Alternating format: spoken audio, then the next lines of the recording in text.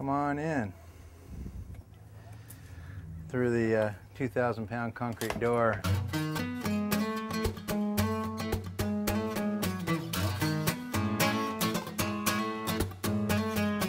I had a strong foundation in green building, and I worked with an architect named John Lautner who worked with Frank Lloyd Wright. So there was a strong American organic architecture ideal about a building being appropriate to its place, to its site, using local materials, being climate responsive, and trying to be as low impact as possible.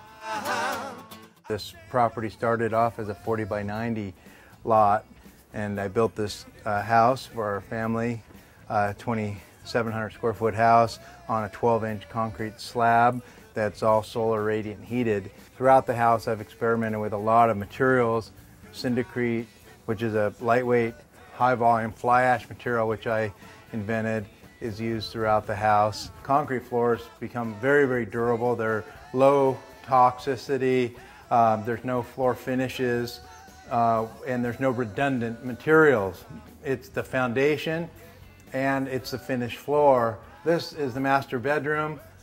It's all made out of reclaimed, resawn timbers. We built all these doors and windows out of the house. The doors are all made out of an FSC certified mahogany.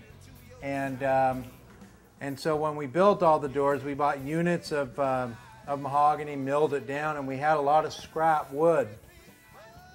And so my wife designed this table and helped build it. Let's face it, buildings consume a lot of resources. In the U.S. alone, 40% of all U.S. annual resources go into buildings. So the way in which we live is very important. A lot of times there's been media focus on cars that you drive and so forth, which is very important. But the reality is that buildings have much more impact.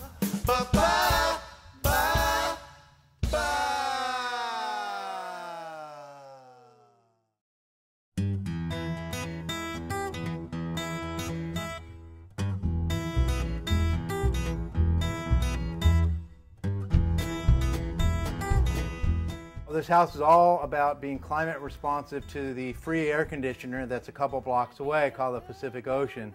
We open up doors and windows to modulate airflow. These pull open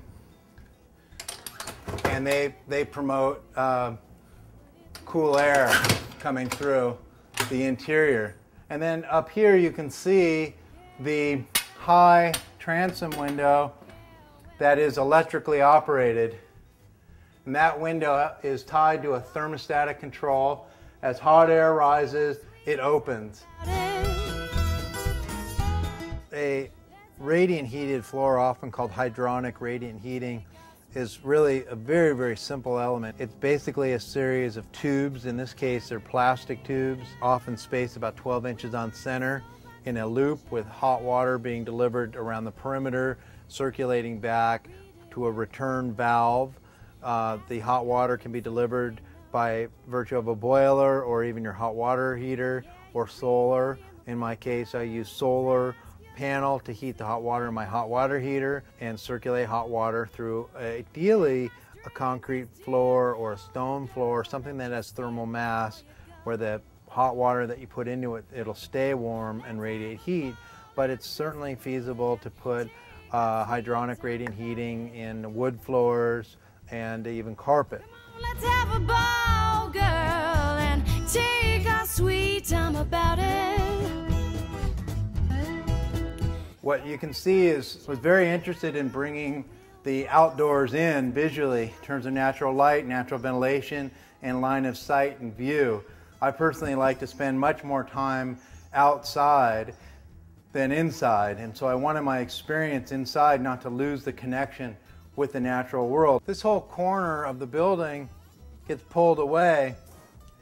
You can see the way that these doors pull out of the wall and they come to this cantilevered corner, and then these doors are designed to come and meet at the corners and lock down. So you have an enclosed building, and by opening it, you pull it back, you pull these doors back, and they disappear into the walls. And now you're really kind of blur that definition between outside and inside space. And so people don't really know, right now I'm inside, and now right now I'm outside. So, you know, you're not really sure, and there become these interstitial spaces like this one, which has a fire pit.